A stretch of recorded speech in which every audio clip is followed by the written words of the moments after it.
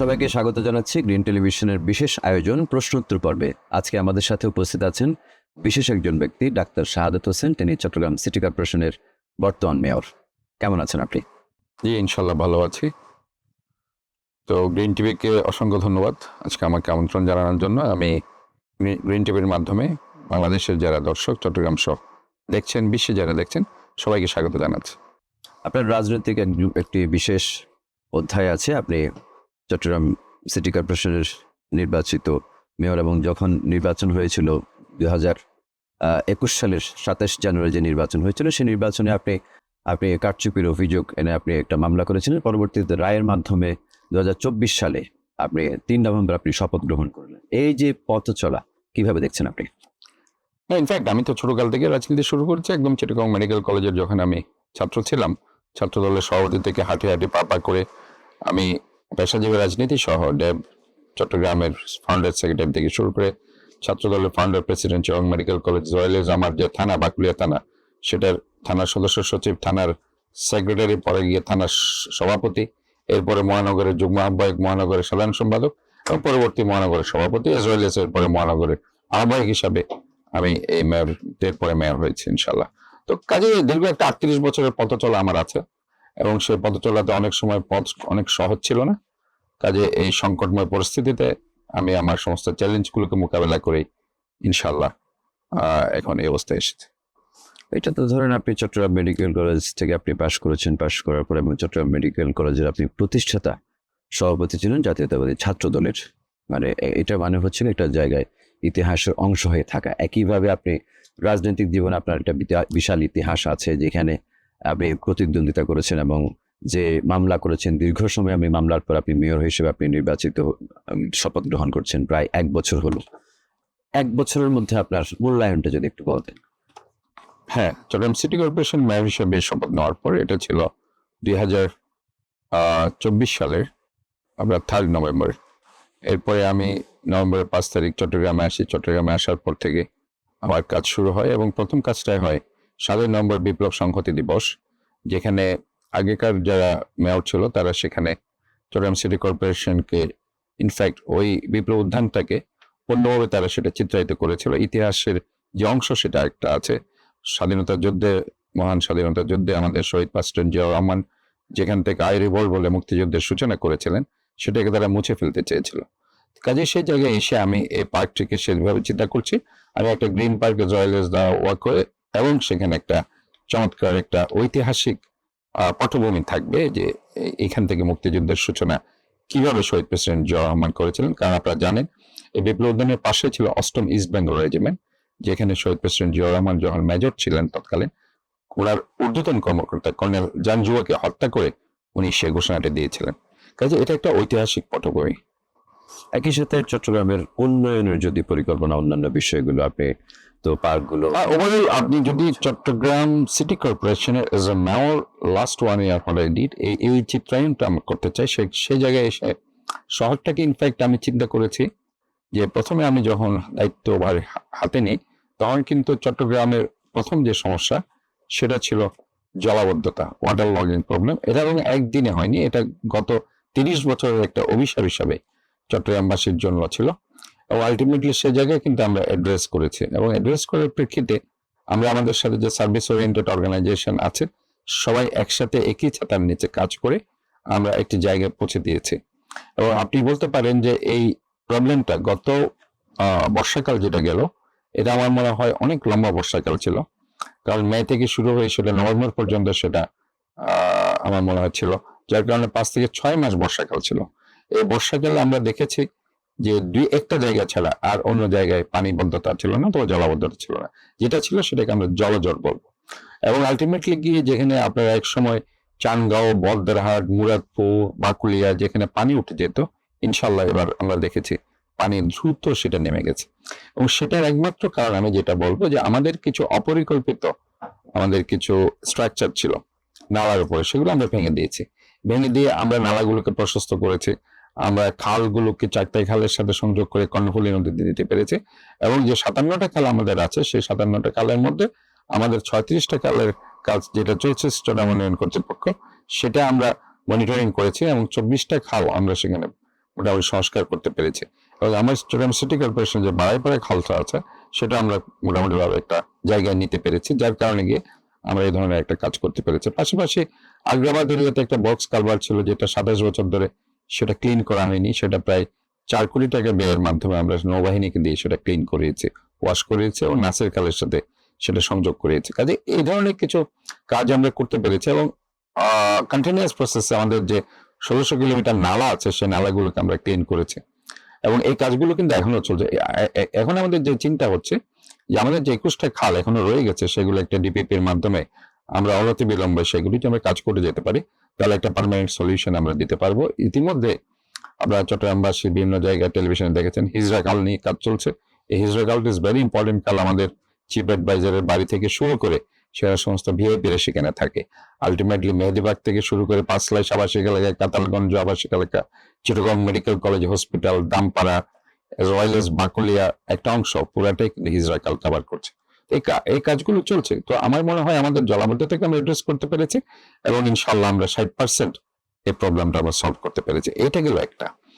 আরেকটা দিক হচ্ছে আপনারা জানেন যে আমাদের চট্টগ্রামের যেটা অনেক খেলোয়াড় কিন্তু বাংলাদেশে এক সময় আমরা চট্টগ্রাম থেকে উপহার দিতে পেরেছিলাম, কিন্তু কালের প্রেক্ষাপটে গিয়ে আমরা দেখেছি যে মাঠগুলো হারিয়ে যাচ্ছিল এবং আমাদের সবচেয়ে বড় চ্যালেঞ্জ হচ্ছে সেটা হচ্ছে একটা কিশোর গ্যাং তৈরি হয়ে গেছে গত 16 বছরে। এই জায়গায় এসে আমি অ্যাড্রেস করেছি, আমি 41টা ওয়ার্ডে বলেছি 41টা খেলার মাঠ আমি করে দেব, সেখানে আপনার ওয়াক হয়ে থাকবে, মেয়েরা সেখানে হাঁটবে, মায়েরা সেখানে হাঁটবে, ছোট বাচ্চাদের জন্য একটা পার্ক করে দিয়েছে পাশাপাশি প্রতিটা মাঠের মধ্যে। এবং আলটিমেটলি 41টা ওয়ার্ডের যে পার্কগুলো এবং মাঠগুলো চলছে, 11টা খেলার মাঠ কিন্তু ইতিমধ্যে কাজ প্রায় শেষের দিকে হয়েছে। এবং উল্লেখযোগ্য যে মাঠগুলো আপনার জাম্বুরি মাঠের নাম শুনেছেন আগ্রাবাদে, যেটাকে আমরা শিশু পার্ক ইতিমধ্যে আমি উদ্বোধন করেছি, তার পাশে মাঠটাকে আলাদা করে সর্বসাধারণের জন্য সেটার কাজ চলছে। বিডিআর মাঠ হালিশহর, সেটা কিন্তু ঘাস ছিল না, ওরা ঘাস আমরা উঠিয়ে দিয়েছি, ঘাস এখন উঠছে, খুব চমৎকার লাগছে মাঠটাকে। হালিশহর এইচ ব্লকের মাঠের কাজ শেষ, আমি উদ্বোধন করব। ফিরোজ শাহ মাঠ অনেক নাম করা মাঠ, যেটা হচ্ছে পাহাড়তলি আকবর সাথে, সে মাঠের কাজ প্রায় শেষের দিকে। বাকুলিয়া কর্ণফুলী ব্রিজের পাশে একটা আন্তর্জাতিক মানের আমি একটা মাঠ করি, এটা আমাদের সিটি কর্পোরেশনের মাঠ, এবং মহসিন কলেজের মাঠের প্রায় 4.5 কোটি টাকা ব্যয়ে ফ্লাড লাইট সহ একটা অত্যাধুনিক মাঠ আমরা সেখানে করে দিচ্ছি। কাজে এই ধরনের মাঠের কাজ চলছে।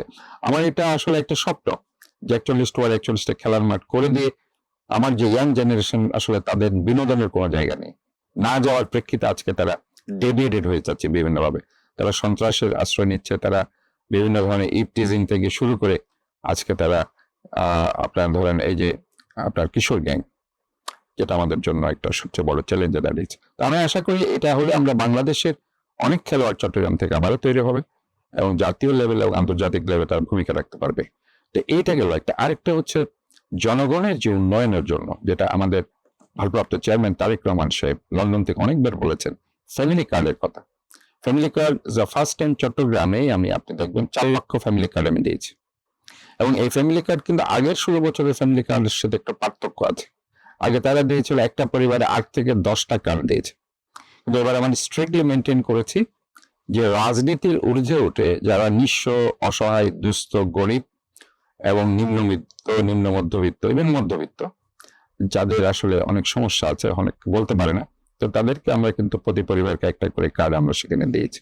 এবং সেখানে প্রেক্ষিতে আপনার যে আমাদের নিত্য প্রয়োজনীয় দ্রব্যাদি তারা সেখানে ডিসকাউন্ট রেটে পাচ্ছে, সেখানে বয়স্ক ভাতা পাচ্ছে, বিধবা ভাতা পাচ্ছে, ইভেন কেউ যদি পক্ষাঘাতগ্রস্ত থাকে, কোনো পুনর্বাসনের দরকার হয়, সে পুনর্বাসন ভাতাও এই কার্ডের মাধ্যমে পাচ্ছে। সো এটা একটা আমি মনে করি যে একটা পরিবার যদি একটা কার্ড পায়, 4 লক্ষ কার্ডের মধ্যে আমরা হয়তো মিনিমাম 5 জনের যদি ধরি 20 লক্ষ লোককে আমরা হয়তো সে সেবার আওতায় এনেছি। আরেকটা হচ্ছে আমি যেটা করেছি সেটা হচ্ছে বাচ্চাদের জন্য স্কুল হেলথ কার্ড। এটা আসলে ইনফ্যাক্ট আমার একটা চিন্তা ছিল একটা সাস্টেইনেবল সিটি। আচ্ছা, আপনি ধরেন এখন চট্টগ্রাম শহরকে ময়লা মুক্ত করছেন, আমরা আমার যে একটা ড্রিম আছে, আমার একটা থিম আছে, আমার যে একটা কমিটমেন্ট নিয়ে আমি কাজ করি, সেটা হচ্ছে একটা ক্লিন সিটি, একটা গ্রিন সিটি, একটা healthy city, safe city and smart city. এই প্রেক্ষাপটে গিয়ে আমি মোটামুটি ভাবে শহরটাকে সুন্দর করার লক্ষ্যে এবং 10 লক্ষ গাছ লাগানোর যে চিন্তা, তাই গ্রিন সিটি করার লক্ষ্যে এবং পরিবেশ দূষণ মুক্ত একটি শহর।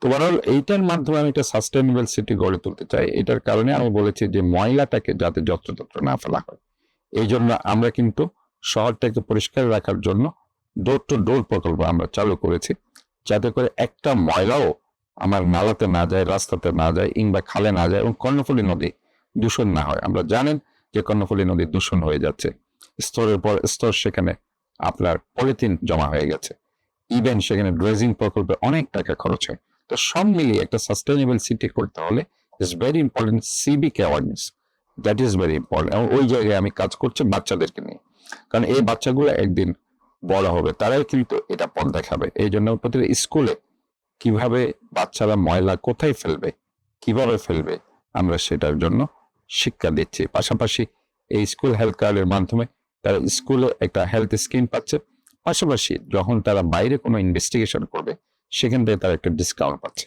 কাজে এই ধরনের কিছু স্কিম আমি চালু করেছি। আপনারা জানেন যে চিটাগংয়ে ফার্স্ট টাইম আমরা হেলথ সেক্টরে 10 লক্ষ বাচ্চাকে আমরা টাইফয়েড ভ্যাকসিন দিয়েছি। একটা ভ্যাকসিন বাইরে প্রায় 1500 টাকা। এই ভ্যাকসিন আপনার ধরেন আমরা এক একটা বাচ্চাকে যেটা স্কুল গোয়িং বা নন স্কুল গোয়িং, আমরা এই বাচ্চাদেরকে টাইফয়েড ভ্যাকসিনের আওতায় এনেছি এবং খুব সাকসেসফুলি আমরা সেটা করেছি। আমরা প্রায় 30,000 স্কুল গার্লস যারা আছে, যাদের বয়স 9 বছর থেকে 16 বছর, তাদেরকে আমরা হিউম্যান প্যাপিলোমা ভাইরাস ভ্যাকসিন দিয়েছি। আমরা জানেন যে জরায়ুর মুখে যে ক্যান্সার, এটা অত্যন্ত কমন, এবং সেটাকে প্রিভেন্ট করার জন্য এই ভ্যাকসিনটা আমরা বিনামূল্যে দিয়েছি। এটা কিন্তু বাইরে একটা ভ্যাকসিন 3,500 টাকা। কাজে এই ধরনের কিছু পদক্ষেপ আমরা হেলথ সেক্টরে নিয়েছি।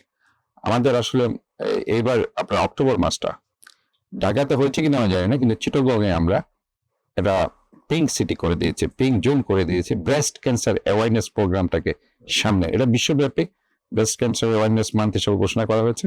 অ্যাকর্ডিং টু দ্যাট আমরা চট্টগ্রাম করেছি। এজ ওয়েল এজ আমরা একটা জামাল খান, আপনার আমাদের একটা হেলদি ওয়ার্ড আছে যেখানে ডক্টররা বসে, অনেক ডক্টরস চেম্বার আছে, সেই জায়গায় আমরা লিভার ক্যান্সার অ্যাওয়ারনেস প্রোগ্রামের জন্য গ্রিন জোন করে দিয়েছি। তো ওভারঅল সবকিছু মিলে আমার একটা চিন্তা, একটা শহরটাকে একটা সেভ অ্যান্ড হেলদি করা। এবং এই জায়গায় এসে আমি মনে করি আমরা আমাদের চট্টগ্রাম সিটি কর্পোরেশনের আওতায় এবার আমরা যে কাজটা করেছি সেটা হচ্ছে আমরা একটা অ্যাপস তৈরি করার কাজ করছি। যে অ্যাপস হচ্ছে আমাদের চট্টগ্রাম, এই আমাদের চট্টগ্রামের মধ্যে দিয়ে আমাদের চট্টগ্রামের যারা মানুষ আছে তারা 10টি সেবা সেখান থেকে পাবে। যেমন রাস্তার কোথায় খানাখন্দ আছে কিনা, রাস্তা মেরামত করতে হবে সেটা পিকচার তুলে তারা পাঠাতে পারছে এই অ্যাপস এর মাধ্যমে। সেখানে কোনো ময়লা পড়ে আছে কিনা, ময়লাটা কোথায় আছে ওটা পাঠাতে পারছে।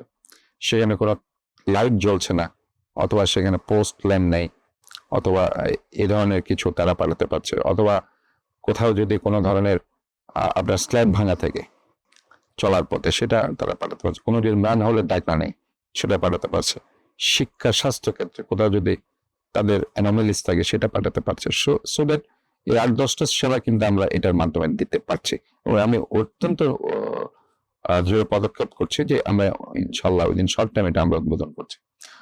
তো আলটিমেটলি হেলথ সেক্টরে আপনারা, যেমন আমি এখন একটা বাচ্চাদের জন্য আইসিইউ আমরা চালু করছি। আপনারা জানেন যে চট্টগ্রাম সিটি কর্পোরেশনের যে আমাদের প্রায় 60-65 আরবান ডিসপেন্সারি, 4-5টা বড় বড় হসপিটাল আছে, যেখানে আমরা বাচ্চাদের, মাদের maternal child care facilities ensure করছি। এবং অত্যন্ত কম মূল্যে আমরা কিন্তু এই যে labour as well as caesarean গুলো আমরা সেখানে করছি। এবং আরেকটা দিক হচ্ছে আমাদের সবচেয়ে দিক, এই যে আপনার বাচ্চাদের যেটা এখন এনআইসি আমরা চালু করছি, সেটাও স্বল্প মূল্যে আমরা সেবাটা দেবো। এবং আমি উইদিন শর্ট টাইম একটা ডায়ালাইসিস সেন্টার সেখানে চালু করবো। কাজে সেবার দিক দিয়ে আমরা আশা করছি যে আমরা এটা হেলথ সেক্টরে যেগুলো দরকার সবই আমরা করবো। আর পার্কের ব্যাপারে আপনারা জানেন যে আমরা যেটা এখন আগ্রাবাদে পার্ক করেছি, সেটাও খুব আপনার ধরেন খুব চমৎকার একটি পার্ক আমরা করেছি। আমরা যেটা বিপ্লব উদ্যান একটা গ্রিন পার্ক করছি, আমরা ওয়াসিম আকরামের নামে সেখানে একটা পার্ক আমবাগানে অলরেডি আমরা সেটা কাজ চলছে, কাজ শুরু হয়ে গেছে। আমরা প্রত্যেকটা মাঠের সাথে ছোট ছোট বাচ্চাদের জন্য একটা পার্ক করে দিচ্ছি। এবং আমাদের একটা চিন্তা আছে যে আমাদের যে একটা শহীদ প্রেসিডেন্ট জিয়াউর রহমানের যেখানে শহীদ হয়েছেন, সেখানে সামনে একটি পার্ক আগে ছিল, ওই পার্কটা এখন আর্মিদের সাথে আমার কথা চলছে যে একটা চমৎকার একটা গ্রিন পার্ক সেখানে আমরা করে দেব। আরেকটা স্বাধীনতা পার্ক আছে, যদিও সেটা মুক্তিযুদ্ধ মন্ত্রণালয়ের সাথে আমাদের কাজ চলছে, কথা হচ্ছে, সেটা পেয়ে গেলে সেটা একটা সুন্দর একটা পার্ক সেখানে হবে। কাজে ওভারঅল এই ধরনের কাজগুলো আমরা চিন্তা করছি। আর এখন যেহেতু বৃষ্টি নেই, এখন আমরা কিছু কাজ করছি রাস্তার জন্য। আপনি রাস্তাঘাট খুব চমৎকার ভাবে এখন কাজ চলছে, এবং এই 5-6 মাস কিন্তু আমরা এই রাস্তার কাজ চলবে। এবং চট্টগ্রাম শহরের ইনশাল্লাহ চেহারা অনেক পরিবর্তন হয়েছে। জলাবদ্ধতার যে সমস্যা, চট্টগ্রাম মানুষের দীর্ঘদিনের যে সমস্যা, সেই সমস্যাটা নিরসনে আপনি কাজ করছেন, খালগুলো খনন করছেন, ড্রেনেজ গুলো প্রশস্ত করছেন, অনেক জায়গায় আপনি অনেকগুলো পরিকল্পনা নিয়েছেন। চট্টগ্রাম মানুষ আসলে কি আশা করতে পারে, কবে নাগাদ এই জলাবদ্ধতার পুরোপুরি সমাধান? ইনশাল্লাহ এবার তো মানুষ অনেক উপকার পেয়েছে। আপনি যদি জিজ্ঞেস করেন যে চট্টগ্রামবাসীকে যে এবার কি অবস্থা, তাহলে আপনি রেজাল্টটা পেয়ে যাবেন। কারণ আগের যে বর্ষাকাল ছিল, এখনকার বর্ষাকালের যে পরিমাণ তাদের যে ভোগান্তি হতো, এবার কিন্তু ইনশাল্লাহ 50 থেকে 60% তারা সেটা উপকার পেয়েছে। কাজে আমরা মনে করি কমপ্লিট কাজ যদি হয়ে যায় তাহলে পরে আরো তারা সেখান থেকে একটা ভালো সুফল পাবে। তবে ওই জায়গায় এসে আমি বলতে চাই যে সাস্টেইনেবল সিটির জায়গায় যে আমি যদি আমার শহরকে ভালোবাসতে না পারি, আমি যদি আমার শহরটাকে নিজের শহর ভাবতে না পারি, তাহলে কিন্তু সেই জায়গায় প্রশ্ন। আপনি যখন একটা দেশের বাইরে যান, একটা টিস্যু ফেলতে আপনি ইতস্তত করেন, যে আপনি যখন দেখি মানুষ দেশে আসেন, আপনি যত্র টিস্যুটা ফেলছেন। এই একটা ছোট্ট উদাহরণ আমি বুঝালাম। কাজে যতক্ষণ না পর্যন্ত আপনার সিভিক অ্যাওয়ারনেস ডেভেলপ না হয়, ততক্ষণ পর্যন্ত সাস্টেনেবল সিটি করাটা একটা কঠিন। আরেকটি হচ্ছে আমাদের যে রাষ্ট্রীয় যে কাঠামোর মধ্যে যে সিটি গভর্নমেন্টটা নেই, সেটা কিন্তু একটা সবচেয়ে বড় বাধা বলে আমি মনে করছি। কাজে যতক্ষণ না আপনার সিটি গভর্নমেন্ট স্টাবলিশ না হবে, সমস্ত সেবা প্রদানকারী সংস্থাগুলো সিটি কর্পোরেশন আন্ডারে কাজ করতে না পারবে, তাহলে সেটা আমাদের জন্য একটা চ্যালেঞ্জ বলে আমি মনে করছি। সেজন্য আমি কিন্তু বারবার প্রফেসর ইউনূস সাহেবকে বলেছি, আমাদের প্রধান উপদেষ্টা, যে অবশ্যই যে ঢাকা এবং চট্টগ্রাম সহ অন্যান্য মেজর সিটিগুলোকে সিটি গভর্নমেন্টের আওতায় আনতে, যদি প্ল্যান্ড আরবানাইজেশন করতে হয়, পরিকল্পিত উন্নয়ন, নগরায়ন, পরিকল্পিত নগরায়ন না হলে পরে আজকে আমরা যেটা টাকাটা দিচ্ছি সে টাকাটা আসলে ফুটো হয়ে পড়ে যাচ্ছে। ইভেন আমরা যতই হয়তো জলাবদ্ধতার টাকা খরচ করি না কেন, সেটা জলের টাকা জলেই চলে যাবে যতক্ষণ না আমরা সাস্টেইনেবল সিটি ডেভেলপ করতে না পারবো থ্রু সিটি গভর্নমেন্ট। কাজে নগর সরকারটা আমাদের জন্য একটা সবচেয়ে বড় দরকার, যেটার মাধ্যমে আমি মনে করি যে একটা ছোট্ট উদাহরণ দেখুন, আমি একটা চমৎকার একটা রাস্তা করে দিয়েছি। এখন এটা সাপোজ টু ওয়াসা তাদের কোনো চুপচাপ গিয়ে রাস্তাটা ভেঙে দিল, তাহলে কিন্তু আমার কাজ করার আগেই কিন্তু তারা চাইলে কাজটা করতে পারতো। তো দেখবেন যখন একটা সুন্দর রাস্তা দেখবে সেটা গিয়ে কাটাকাটি করছে। তো এই যে আমার ডাবল খরচ, পাশাপাশি জনগণের ভোগান্তি, কারণ তারা যে ক্ষতিপূরণটা দেয় সেটা একটা লেভেলে দেয়, কিন্তু আমার তো পুরো রাস্তাটাকে ঠিক করতে হচ্ছে। এর বাইরে আছে ধরেন আমাদের ইনফ্যাক্ট অন্যান্য যে সার্ভিস ওরিয়েন্টেড অর্গানাইজেশন গুলো, যেটা আমি বলছি যে একটা নিরাপদ শহর আমি করব। বিশ্বের অ্যাডভান্সড সিটিগুলো আপনি দেখবেন প্রত্যেকটা জায়গায় সিটি গভর্নমেন্ট আছে। আপনি কানাডাতে যান, লন্ডনে যান, আমেরিকাতে যান, দেখবেন প্রত্যেকটা জায়গায়। তো এটাতে সুবিধা হচ্ছে কি, আইন শৃঙ্খলা বাহিনী আমার সাথে কাজ করতে পারছে। আমি যাদেরকে যেভাবে বলছি যে এইভাবে কাজ করে করতে পারছে। এখন ইন্ডিভিজুয়াল একটা মিনিস্ট্রি আন্ডারে থাকার কারণে অনেক সময় কোঅর্ডিনেশনটা ঠিক মতো হয় না। ঠিক একইভাবে বন্দর আমাদের জন্য একটা মেজর একটা ইনকামের জায়গা, সেই জায়গায় এসে বন্দর ধরেন আমার সাথে কোনো কোঅর্ডিনেশন করছে না। তো বন্দর যদি আছে, এটা নিয়ে একটা আপনার Exactly. মন্তব্য করেছেন, সেটাই বলছি। তো বন্দর যদি আমার সাথে একটা কোঅর্ডিনেশনের জায়গা থাকতো, তাহলে চট্টগ্রাম শহরকে ডেভেলপ করা আরো ভালো একটা জায়গা আমি পৌঁছাতে পারতাম। বন্দরের সাথে যে সাম্প্রতিক যে বিষয়, সেটা আসলে কিছুই না। সেটা আমি বলেছি যে আমার একটা হোল্ডিং ট্যাক্স, আমি স্বাভাবিকভাবে আমি তো সব জায়গাতে হোল্ডিং ট্যাক্স নিচ্ছি। তো কমার্শিয়াল যে হোল্ডিং ট্যাক্সটা তারা আরো 8-9 বছর আগে ধরে দিয়েছে, সেটা হচ্ছে 45 কোটি টাকা। কিন্তু তাদের স্থাপনা বেড়েছে, তাদের পার স্কোয়ার ফিট রেটও বেড়েছে। এখন আপনি ধরেন আগে যেটা 20 টাকা 30 টাকা, এটা তো আর এখন হবে না, এটা অবশ্যই তো বেড়ে যাবে। এটা তো স্বাভাবিক 8 বছরে। কাজে ওই জায়গায় এসে আমরা বলেছি যে আমাদের পাওনা হচ্ছে 1,97,00,000 স্কোয়ার ফিটে 264 কোটি টাকা। তো 264 কোটি টাকা তোমরা বছরে আমাদেরকে হোল্ডিং ট্যাক্স দেবে। ওই জায়গায় এসে বন্দর বলছেন আগের যে 45 কোটি টাকা, সেই জায়গায় এসে তারা বলছে তারা হয়তো সামান্য বাড়াবে, কিন্তু আমি বললাম যৌক্তিকভাবে 264 কোটি টাকায় আমরা পাই। তো ওই জায়গায় এসে তাদের সাথে আমার একটু কথা হচ্ছে। তবে ওনারা যে কথাটা একটা বলেছেন আমি শুনেছি এবং আপনারাও শুনেছেন, যে সেখানে দৈনিক 2 থেকে 2.5 কোটি টাকা চাঁদাবাজি করা হয়। তো আমি বলেছি যে আপনারা যে চাঁদাবাজদের টাকা দিয়ে দিচ্ছেন, যদি 2 থেকে 2.5 কোটি টাকা পার ডে হয়, আমি মিনিমাম 2 কোটি টাকা যদি ধরি, তাহলে বছরে আপনারা অনৈতিকভাবে সন্ত্রাসী চাঁদাবাজদেরকে আপনি 720 কোটি টাকা দিচ্ছেন। এটা শুধু টাকা দিচ্ছেন না অনৈতিকভাবে, এটা তাদেরকে উৎসাহিত করছেন এইসব চাঁদাবাজদের। তার চাইতে আমার যে ন্যায্য হোল্ডিং ট্যাক্স, যে হোল্ডিং ট্যাক্স দিয়ে আমি রাস্তাঘাটগুলোকে সংস্কার করি, আমি শিক্ষা, স্বাস্থ্যখাত, যেখানে আমার 100টার উপর স্কুল, 28টার মতো কলেজ, একটা ইউনিভার্সিটি, 400টার উপর মাদ্রাসা, 68টার মতো আরবান ডিসপেন্সারি, 5-6টা আমাদের বড় হসপিটাল, যেখানে আমার হিমশিম খেতে হচ্ছে। সে জায়গায় এসে আমার ন্যায্য হোল্ডিং ট্যাক্স, যেটা আমি জনগণের জন্য খরচ করব, সাধারণ মানুষের জন্য খরচ করবো, মানুষের মৌলিক অধিকার, গণতান্ত্রিক অধিকার রক্ষার জন্য খরচ করবো, সেই টাকাটা আপনি দিচ্ছেন না। অথচ অনৈতিক ভাবে আপনি 720 কোটি টাকা চাঁদাবাজদের দিয়ে দিচ্ছেন। সেক্ষেত্রে কি অন্তর্বর্তী সরকারের সাথে আপনাদের সমন্বয়ের সে জায়গায় আমরা তো অবশ্যই তাদের বলেছি, এবং ওই জায়গায় বলছি আর কি, নগর সরকার থাকলে এই ব্যাপারটা সহজ হতো। তবে আমি প্রধান উপদেষ্টাকে রিকোয়েস্ট করেছি, উনিও একমত হয়েছেন, এবং উনিও বলছেন যে হ্যাঁ, এটা আপনাদের অবশ্যই পাওনা, আমরা দেখি, এটা অবশ্যই আমরা দেখছি কি করা যায়, এবং ওনারা আমাদের আশ্বাস দিয়েছেন। তার মনে করি যে এটা অবশ্যই বন্দর আমাদের ন্যায্য পাওনাটা দেওয়া উচিত। এটা আমরা জনগণের জন্য খরচ করছি। ইনফ্যাক্ট বন্দর, আপনি দেখুন যে বন্দর থেকে যে পরিমাণ গাড়ি বের হয় আজকে, আমাদের রাস্তার ধারণ ক্ষমতা হচ্ছে 8 থেকে 10 টন। বন্দরের যে গাড়িগুলো বের হয় 30 টন, 40 টন, 20 টন, আমাদের রাস্তা থেকে আরো 3-4 গুণ বেশি।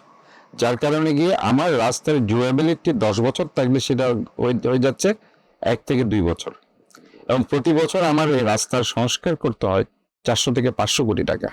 ইভেন আপনারা দেখেছেন একটা কালভার্ট আমাদের ভেঙে গেছে, সেটার কাজও চলছে। ওই কালভার্ট দিয়ে এদের গাড়িগুলো যায়, ম্যাক্সিমাম ভারী গাড়িগুলো।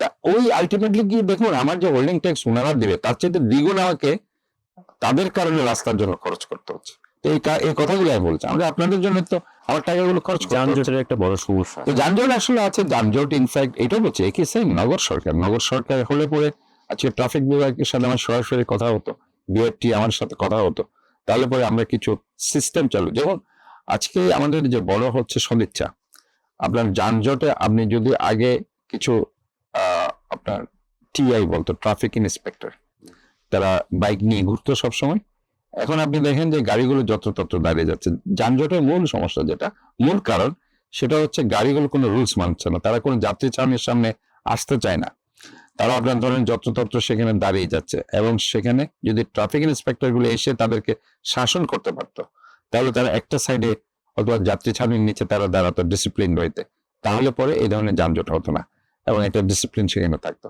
আর আমরা এটার জন্য একটা ট্রাফিক ম্যানেজমেন্ট আমরা অলরেডি করছি, সেখানে স্মার্ট ট্রাফিক সিস্টেমের মধ্যে ওই বাতিগুলো আবার সচল করার চিন্তা চলছে, এবং এই জন্য আমাদের একটা ডিপিপি রেডি হচ্ছে, এবং আমরা পুরো শহরটাকে একটা সার্ভেইলেন্সের আওতায় আনার জন্য আমরা ক্লোজ সার্কিট ক্যামেরাও সেখানে বিভিন্ন জায়গায় স্থাপন করার আমাদের চিন্তা ভাবনা চলছে, যেটাকে আমরা সেফ সিটির কথা বলছি। আর স্মার্ট সিটির জায়গায় আমরা আমাদের যে কেবলগুলো আছে, সেই কেবলগুলোকে মাটির নিচে আমরা ঢুকিয়ে দিতে চাই, এবং সেই লক্ষ্য আমাদের কাজ চলছে। আমরা ইতিমধ্যেই, আপনারা জানেন যে একটা মনোরেলের কথা শোনা যাচ্ছে। মনোরেলটা আমরা মেট্রো রেলের জায়গায় মনোরেলটা আমরা করার চিন্তা করছি, কারণ মনোরেল আমরা যে কানেক্টিভিটি সেটা বাড়বে। কারণ চট্টগ্রাম শহর ইনফ্যাক্ট আমি যদি বলি যে একটা পর্যটন সিটি আমরা চিন্তা ভাবনা করছি, 1 সিটি 2 টাউন, সেই লক্ষ্যে কর্ণফুলী নদীর ওই পারে আমরা সেটাকে সাজাতে চাচ্ছি। আমরা যে মেরিন ড্রাইভটা আছে কর্ণফুলী নদী থেকে একদম কালুরঘাট ব্রিজ পর্যন্ত, সেটাকে আমরা সাজাতে চাচ্ছি অনেক সুন্দরভাবে। আমরা এই শহর দিয়ে, আপনারা জানেন যে রাঙামাটি যেতে হয়, এই শহর দিয়ে বান্দরবন যেতে হয়, এই শহর দিয়ে কক্সবাজার যেতে হয়, এই শহর দিয়ে খাগড়াছড়ি যেতে হয়। তো কাজে এই চট্টগ্রাম শহরটাকে আমাদের যদি সুন্দর করতে না পারি, তাহলে পরে আমাদের পর্যটন শিল্প আস্তে আস্তে ধস নামবে।